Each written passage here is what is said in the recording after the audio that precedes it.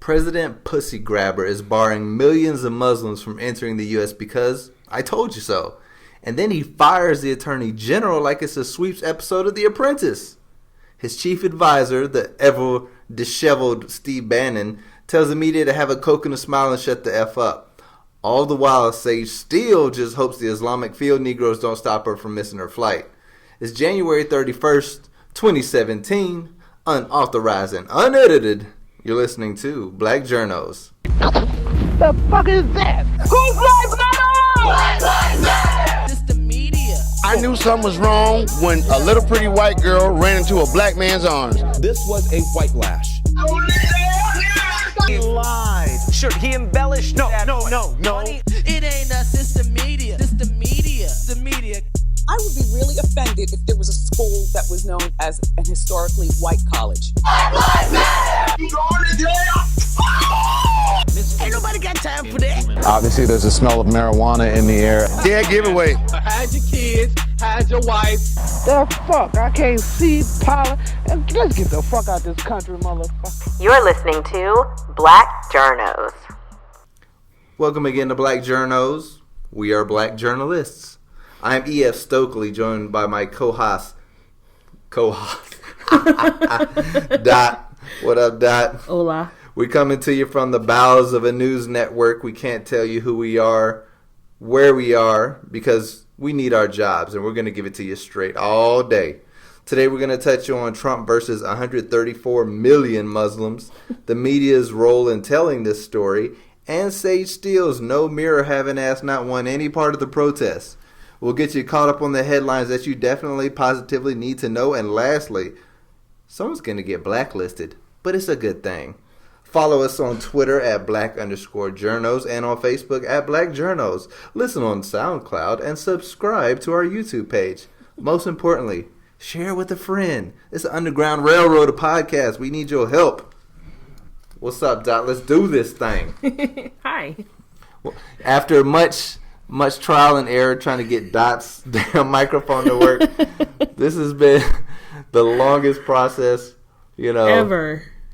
I finally got this amazing microphone that my boys bought me for Christmas, and now the damn thing won't work. I know, it's nice. Supposed to be the Mercedes-Benz or the, what is it? What is the analogy they always use? The Michael Jordan of microphones. The Cadillac of my. There you go. It's definitely a Cadillac, but it damn sure ain't no Benz. Now it's just sitting on the desk. Right. A Benz would have been plug and play. Yeah, now we're looking at it like an ornament. It's like the mascot of the show at this point. It's awesome. It's just sitting there all shiny. Or my little blue snowball microphones are just chugging away. They're working. Doing their jobs. Exactly. Even though I made sure like to give you the lesser of the two.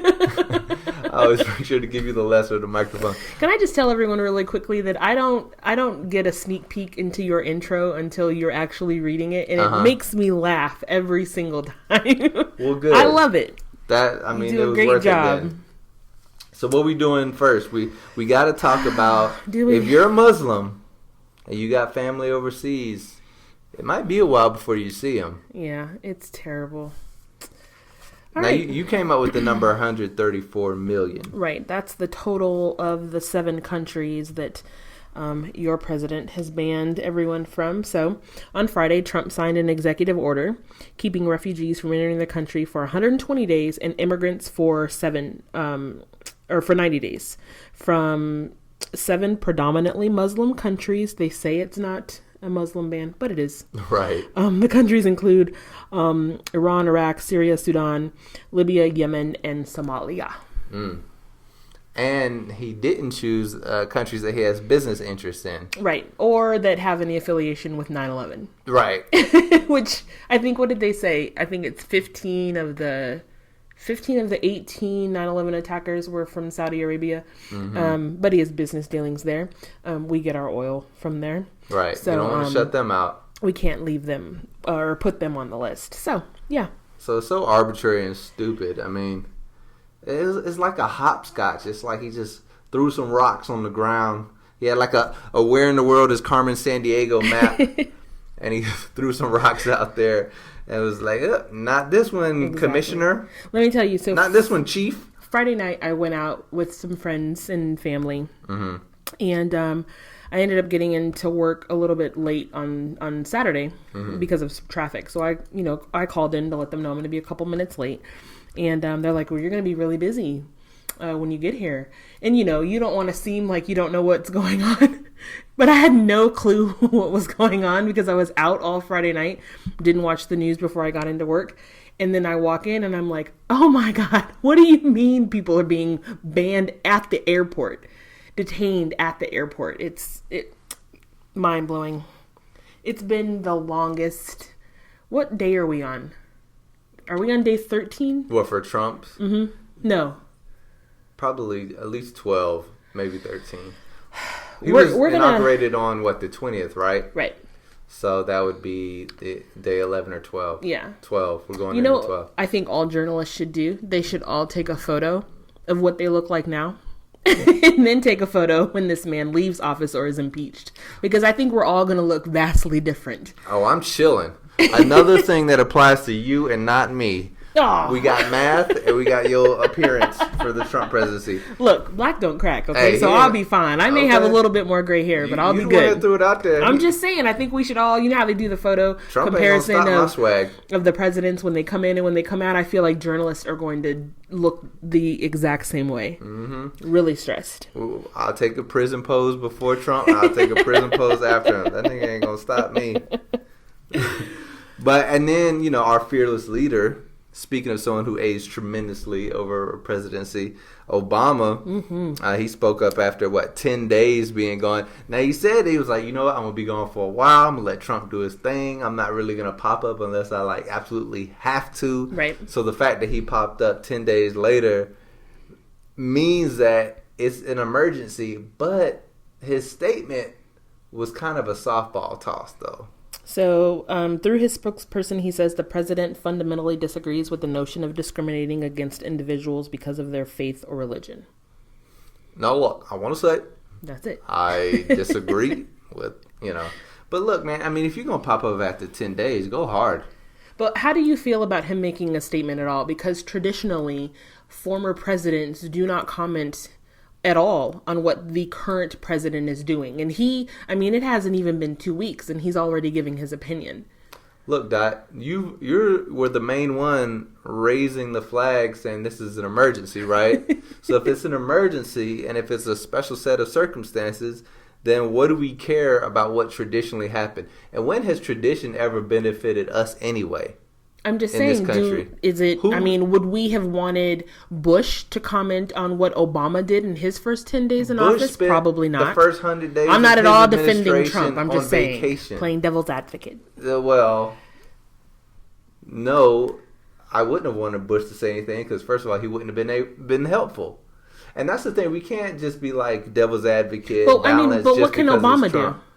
He can give his opinion. Mm-hmm. But he has no power anymore. There's nothing really. Oh yes, he has a lot of power. But there's nothing. There's nothing he can do to stop this ban. And now that he has the ability to fundraise as a civilian, he really has more power than he did as president in some ways. That's true. But I'm saying he doesn't have the army of now. Stopping the ban, or there's nothing that he can do. Money runs the world. Okay. Okay. And if you can get people, the masses, and money behind you, then you can run the world. Right now, Trump has the army and the legislature behind him. But what Obama can do is take the millions of people that were out there marching against the president and the millions of other people that didn't necessarily feel like marching because they got their own, issues. But he can mobilize these people, and he can also do a lot of fundraising. As soon as he left office, the Obama Foundation got up and running. Yes. So, and we've seen that Obama can raise money like nobody else. Put some lawyers on their ass. There's nothing like a good lawyer to slow some shit down. Speaking of which, you heard about the ACLU and how much money they were able to raise just in a couple of days. Right, I forget 6 or 7 times. I think they normally raise $3 to $4 million per year, and in just over the weekend they were able to raise, I think, between 24 and 27 million, which is a ton of money. Right. So good for them. I hear what you're saying. I'm just saying, you and this whole traditional thought. Me and you, we're going to go to war every podcast over you wanting to talk about I'm the way just things saying, are always done. Traditionally, the former president does not comment on what we still to this day, 8 years later, have not heard any criticism from George W. Bush about he never Obama wanted to be president. That's true, but what I'm saying is he left office and he stayed out of the office. He's somewhere right now painting a picture of a dog. So all I'm saying is, I'm not at all defending Trump, but what I'm saying is, traditionally you don't, and I reject it. Okay. I reject a lot of this bullshit. I reject the notion that Hillary and the Democrats, your people, will save us. I reject the notion that third-party candidates are a bad idea, and I reject the notion that Obama can't speak his damn mind. Shit, Trump, when he wasn't even a politician, he was out there riling up the birthers. True. So Obama, I say, if you're gonna speak, come hard. The one part that bothered me about his statement was that it says the former president. That hit me. You and your emotional ties to the presidency. For God's sake. I can't get over it. I read it and it said spokesman for the former president. And I'm like, oh, that hurt. I would like to point out that he is still alive. I know, but he's not thriving. This ban would have Michelle never. Probably rolled around a few times. I can't say it would never happen under Obama because he did do something similar, not to the extent. He had a ban on. I can't remember exactly the extent or how long it was, but for people from Iran, in 2011. But to ban like 134 million people. I mean, we're talking about people, 5-year-olds trapped at airports. People separated from their families right now that just went overseas, what was supposed to be a short trip. And now you're stuck for 4 months. Your life is here in the United States. And essentially because of this, now you're screwed. Imagine that shit. You're on a trip. You're like, we'll stay one more day. I want to check out that little museum I keep hearing about. And Trump comes on TV. You can check it out every day. And now your ass is stuck. Yeah. I mean, geez. If this guy isn't riling up a ton of hate against him, he better hope his base has a lot of we know they got guns. Yes. Ain't nothing like a hick with a gun. But still, the thing is, the white male is not going to grow as far as his population. No. So you're clinging to a dwindling segment of our society. Precisely what they're afraid of. Mm-hmm. But instead of here's going, the thing that I don't understand. Stepping aside gracefully, they're being pricks about it. Right. And you know what? When that comeuppance happens, it's going to happen hard. But what exactly is it that you think that these people are afraid of? What could someone from Syria coming here with absolutely nothing take from an American? Right. Coming to That's the part I don't understand. Kentucky. What is he going to do in Kentucky? It's just fear. It's fear of the unknown. And, right. And think about it. If all you're doing when you watch news is you watch Fox or you click on Facebook on The Blaze, it's just stoking those fears. So fear is upon itself. It's like Yoda said. That's who you're going to quote? It's like fear leads to hate, and hate leads to suffering. Ooh, we got 2 impressions. I'm telling you. See how many we get by the end of the show. Yoda was dropping nuggets. Well, I found something really interesting. The companies that would not exist were it not for immigrants. I think all of these people should leave, which it would make our lives miserable. But Apple, I don't know if a lot of people know, but Steve Jobs' father was Syrian. eBay, Oracle, what were the other ones that I wrote down? Yahoo. Not so much. Some of these are from some of the countries that Trump banned, but some of them are just who wrote immigrants. that article? I don't know. I didn't write that. I would just like to point out that pretty much everybody here that's not a Native American, slaves. Obviously, slaves but built it's this essentially economy. Pointing out none of this stuff. Apple, so all your iPhone stuff, eBay, Oracle, Yahoo. Now, some of these, like I said, the guy from Yahoo is from Taiwan. Mm-hmm. Amazon's creator, Jeff Bezos, his father was Cuban. Walt and Roy Disney, their father was Canadian. And the McDonald's burger chain, they're immigrants from Ireland. There's a ton of stuff that would not be here were it not for not immigrants. To mention black people. I like how the article didn't mention anybody black, even though we were like one of the hugest group of immigrants, forced immigrants, but it's all good. I get your point. Yes, we wouldn't have iPhones. Oh God. You want me to include Bob Johnson, BT? Oh God, yeah. Include old Bob. Can't forget about that. Can't forget about 106 in Park. Exactly. Hey, what up, Roxy? No, free and AJ, homie. A little inside baseball. Spent 2 fucking hours to move around. Wait 10 minutes. Jesus. I refuse to talk about the Kardashians today. You are on your own, Amy. Well, do it live. Fuck it. Do it live. Chad, Let me talk, Carol. translate that for us. Well, if you would let me talk. These are the days of our lives. Journalists are having to deal with how are they going to approach telling this story. And it seems like CNN has just said, all right, fuck it. Led by Jake Tapper. Oh, he's amazing. We're going hard. He quoted him, and then he said, no. Right. So Bannon came out and said the media should be embarrassed and humiliated and keep its mouth shut and just listen for a while. And then he goes on to say, I want you to quote this. The media here is the opposition party. They don't understand this country. They still do not understand why Donald Trump is the president of the United States. And then he essentially went on to say, keep your mouth shut. Now, if you don't know who Steve Bannon is, this dude, did he create or manage Breitbart News? I believe he managed it. So he managed one of the biggest fake news, agencies that there is out there. And now he's Trump's senior advisor. Think about that shit. Not only is it fake news, it's like racist, misogynist, every ist you can think of. And now it's like in the president's ear, a little shriveled up orange ear, and he's just telling them what to do. I mean, and what, like a general got demoted to make room for this guy? Yes, so there were changes made to the National Security Council. So the Joint Chiefs of Staff and the Director of National Intelligence, which I think is the bigger story.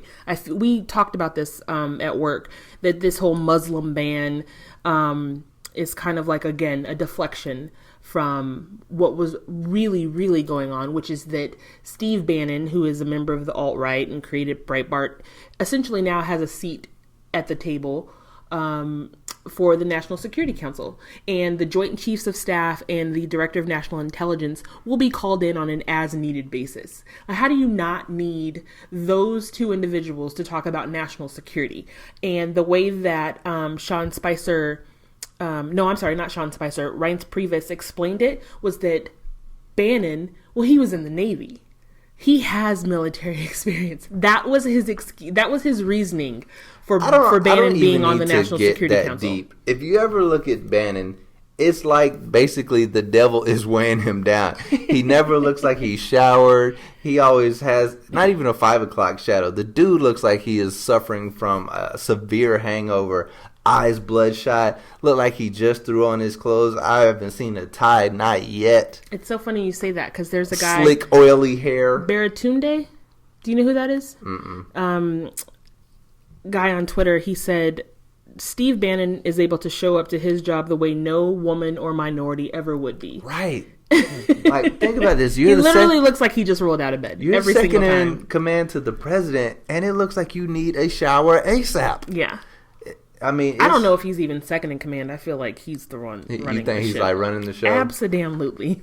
Well, we know, like we said, it's him and Kellyanne. Like, Trump doesn't want to work hard. No, he wants to go out, work the crowd, shake some hands, yeah, grab some pussy. As of right now, right before we came up here, he was holding a big. I've never seen someone introduce a future Supreme Court justice the way Trump just did. He had like a rally. Not a rally, he gave is it the East Room? He came out, walked down the long hallway, everyone standing up and applauding, and there just wasn't a very eloquent speech that he gave before introducing the next justice on the Supreme Court. He's a celebrity. I know. And he enjoys being a celebrity. This motherfucker was on WWE. Stone Cold Steve Austin gave him a Stone Cold Stunner. He was also in Home Alone 2. That shit was fairly dignified compared to, like, have you seen the clip? It's all over Facebook. No, I did not realize that. This fool, and then he wrestled, like, I think, like, somebody, like, clotheslined him, and he shoved somebody into like the little corner turnpole things. I mean, he was, like, involved in WWE. It wasn't like he came out there and, swapped dirty words. Stone Cold Steve Austin did his finishing move on our president. I'm not surprised. I mean, it's just ridiculous. There's no bigger indictment of the mediocrity of white supremacy than that shit. The fact that you would elect this man as president solely on the fact that he was white. Right. So, I mean, and then Steve Bannon, the way he looks, the fact that you got Kellyanne Conway out walking around making up phrases in a little revolutionary Gucci coat. Hey, that coat cost $3,600. Oh, so that makes it good. No, not at all. Okay, there we go. But anyway. But what do you think the media should... I mean, obviously they responded by saying we're not going to shut its mouth. I just think the audacity of them to even imply that we ought to just all just be quiet. Just don't report anything. Well, what we should do is what Steve Olbermann has suggested now. There's a huge asterisk beside Steve Olbermann's name. This man is such a genius, but such a tremendous asshole and so hard to work with that he has been kicked off of every network he's ever worked for, so that now he's a special correspondent for GQ. But he's still a genius, and he still says genius shit. And he says the way we should approach it is that we should not take live feeds of anything out of the White House, any pressers, any Trump speeches.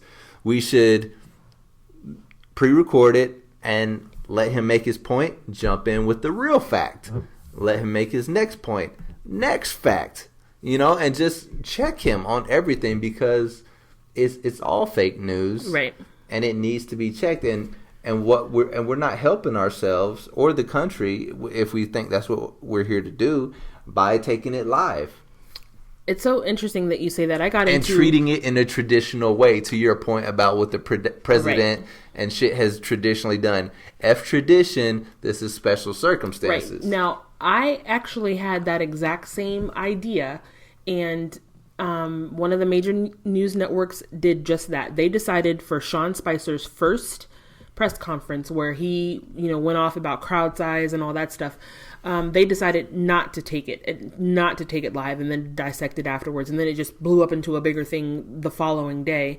But I got into a huge argument with my coworker who said when we do stuff like that, we're censoring the media. The media is essentially censoring the message.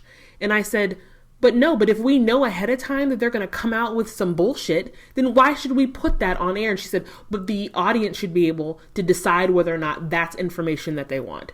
And I disagreed. Right. At that rate, I agree with what Olbermann is saying. At that rate, you could say, take the most profane rapper that there is and take him live because he has a message. But no, you tape him on a delay. You get your little bleep button ready because he's going to say some profane stuff. Mm-hmm. Same thing should be happening with our president. Well, we did it, or it happened for the first, but every press conference since then, every network has taken it live every single day. The ratings are too good. They're too good, and you have no idea what they're going to say or what they're going to talk about. So. Yep. Those ratings, we can't get rid of them. Speaking of ratings, we just want to, at least I do, my girl Oprah is going to be a contributor on 60 Minutes. Do you still watch 60 Minutes? No, but I will watch some of their stuff online here and there. Okay. They'll have a good interview, a good story here and there. She's going to be a special contributor. She'll be with her bestie, Gail. Gail is also at CBS. I love CBS programming. I love 60 Minutes. I love CBS Sunday Morning. I guess that's about it. You an old lady for sure. I really am.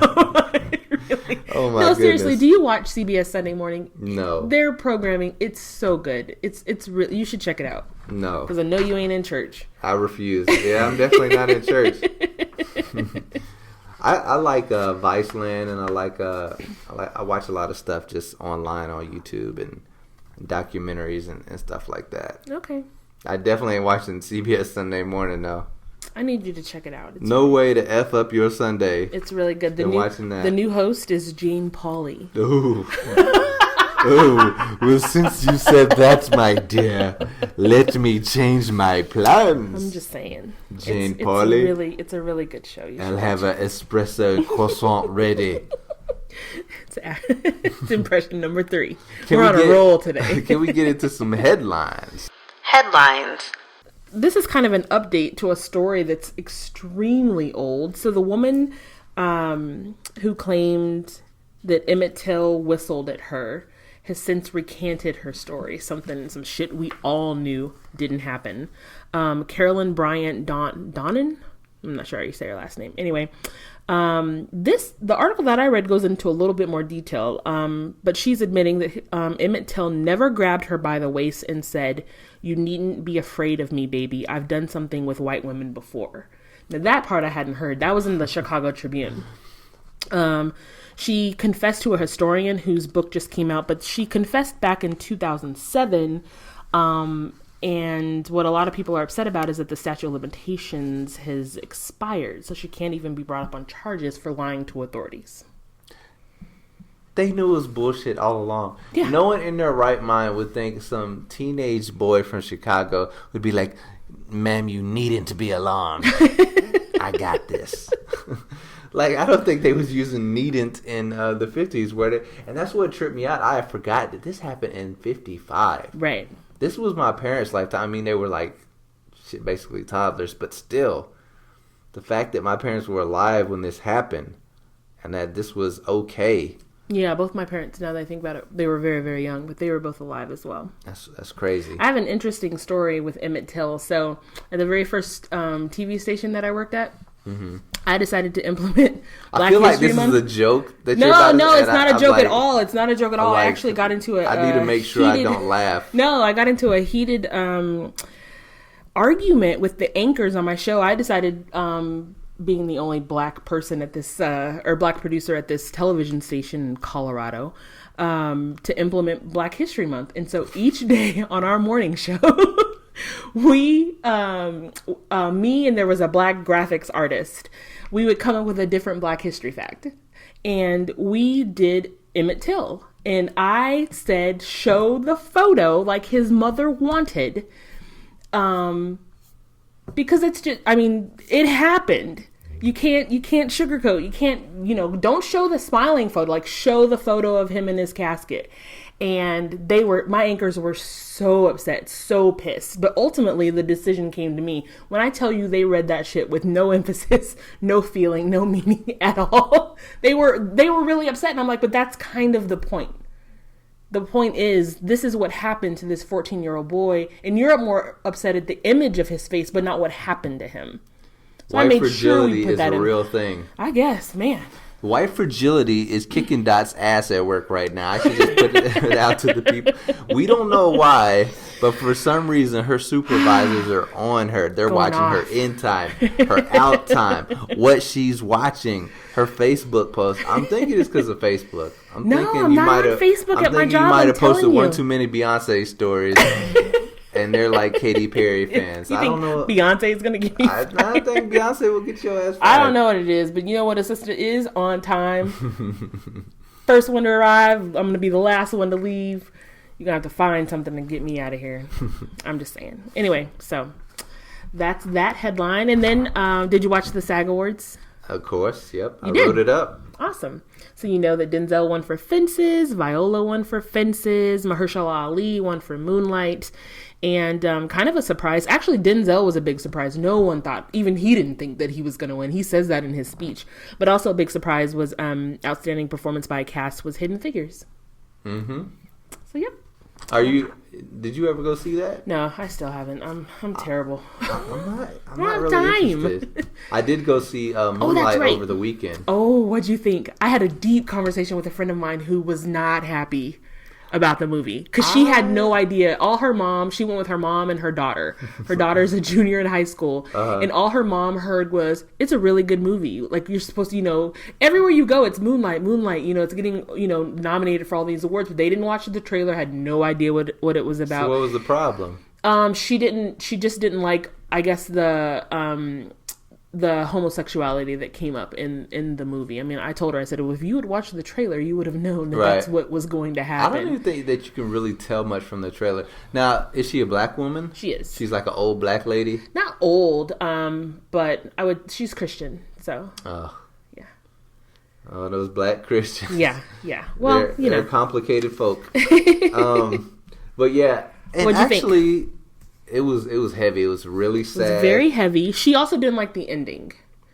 I was actually happy because I thought they were going to go back to the dude's house and just have wild Brokeback Mountain sex, and I was just going to have to sit there. I tried to explain to her, at least when I saw it. But they didn't. They held each other. I had the pleasure of having the cast come out and the director come out after I saw it because I got it like that, Oh. Stick with me, I'll take you places. Easy. I thought it was cool, but I didn't think it was great.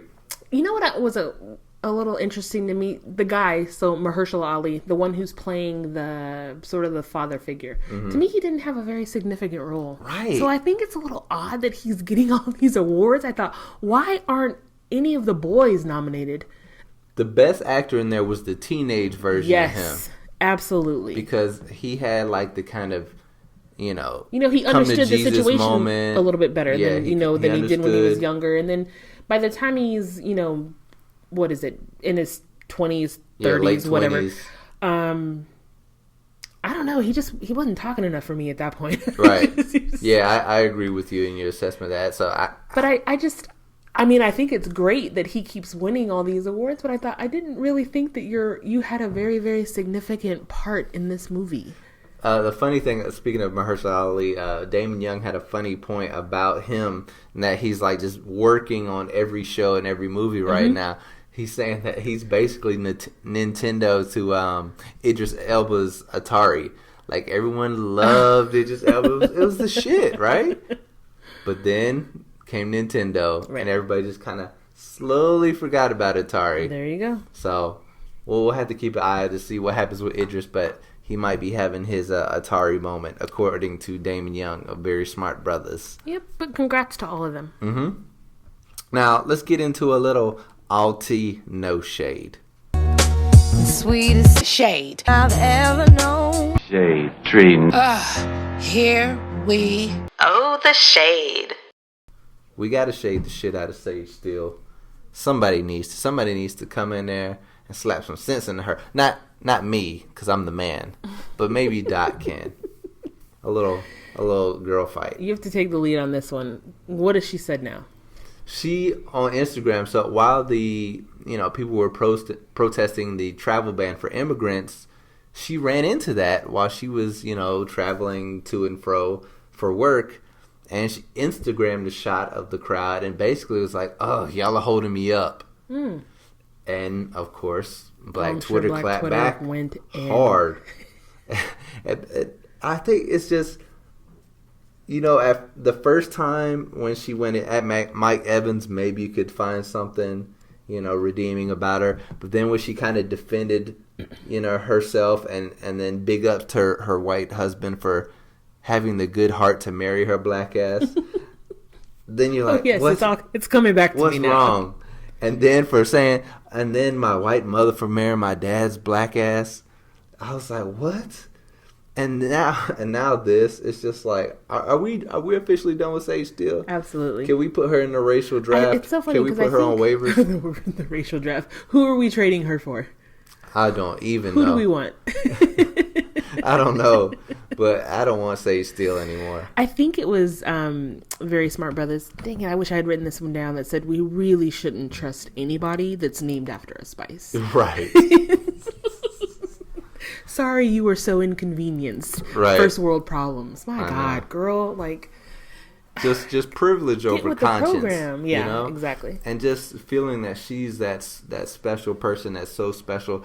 And then someone showed a clip of her shutting down this Canadian basketball player when he was trying to make a point leading up to the election. Like he won like MVP of some little game, and she was out there, interviewing, and then she shut him down as soon as he started talking about the election. So she still does like all the coverage for like the NBA finals. Mm-hmm. They just need to let Jemele Hill have that spot. I know. Because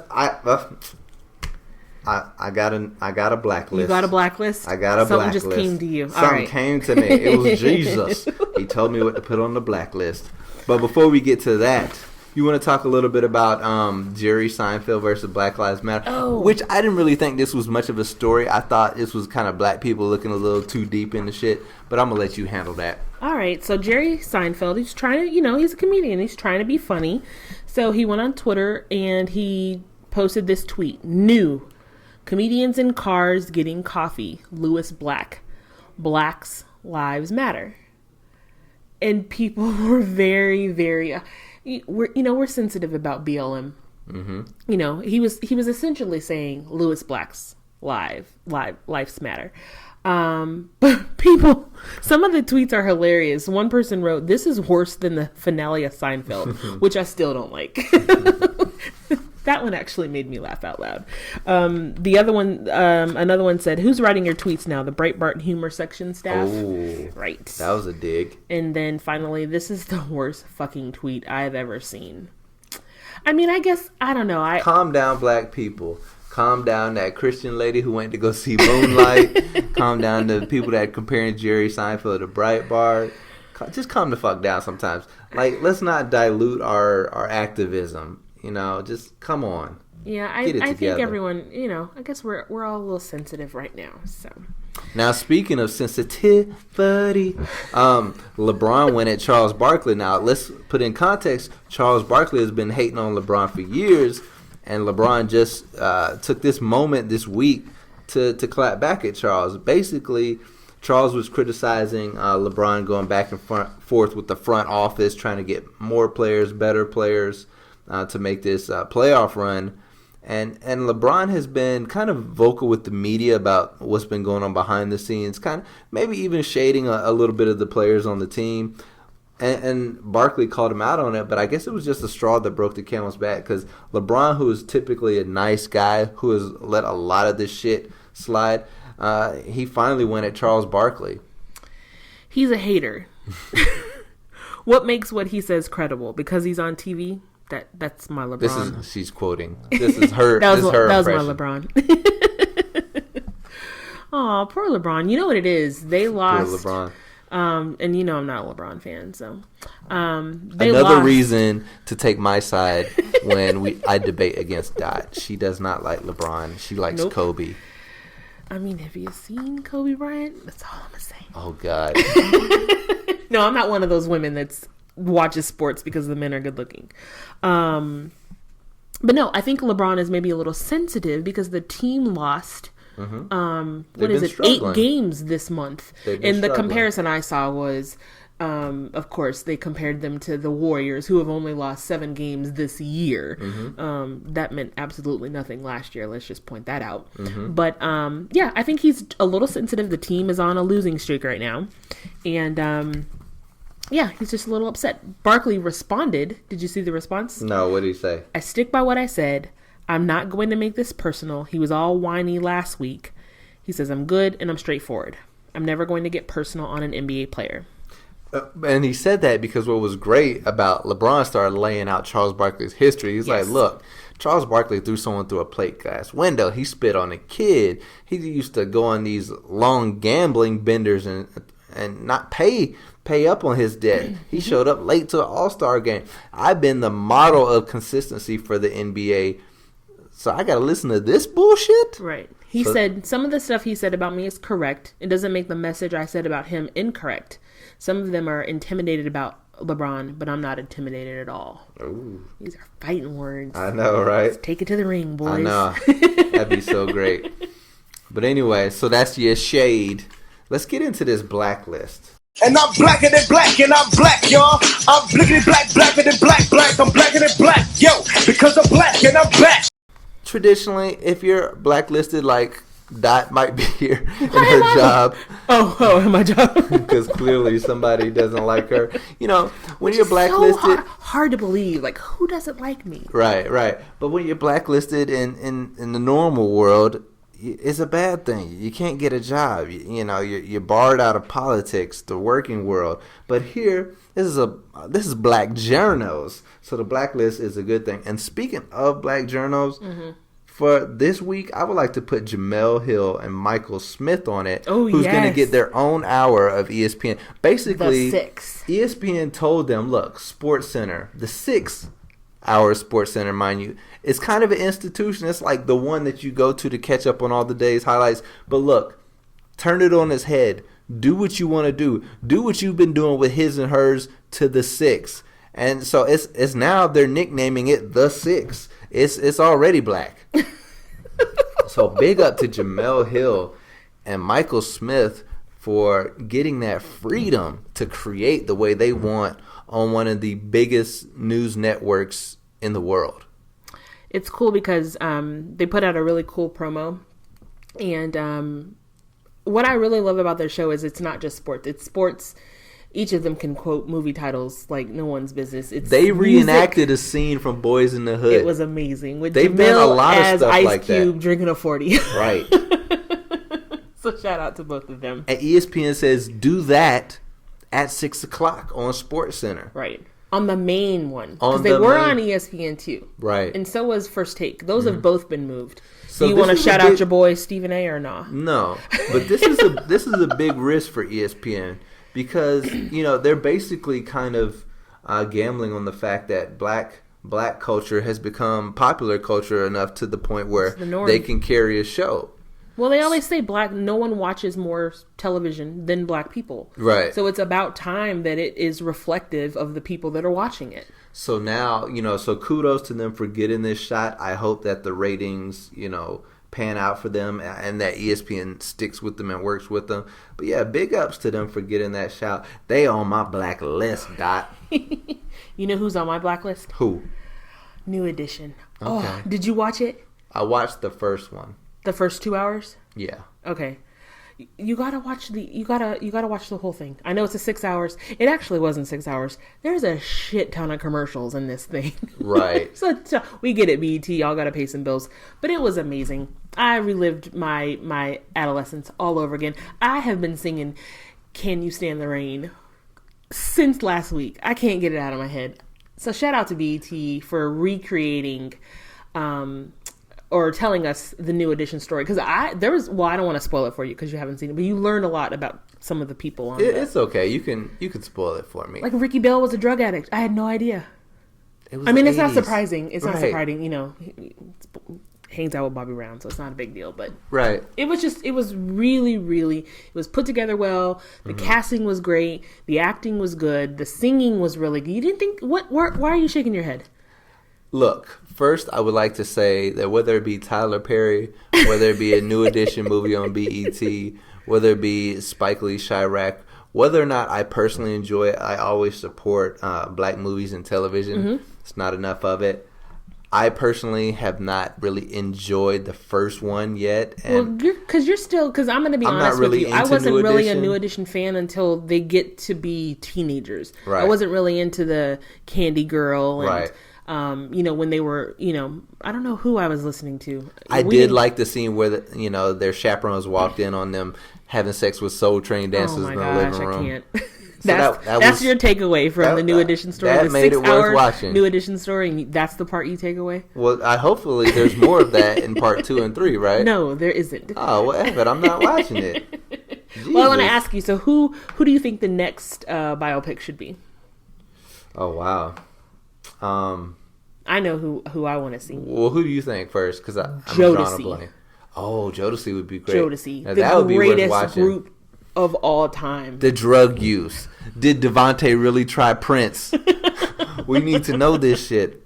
Yeah, Jodeci would be great. Yeah, I would love to see that one. Okay. I couldn't think of anyone else. I mean, I could say Destiny's Child, but that would be good. A Destiny's Child. I can't believe we're talking about Destiny's Child 2 shows in a row. God damn you, Doc.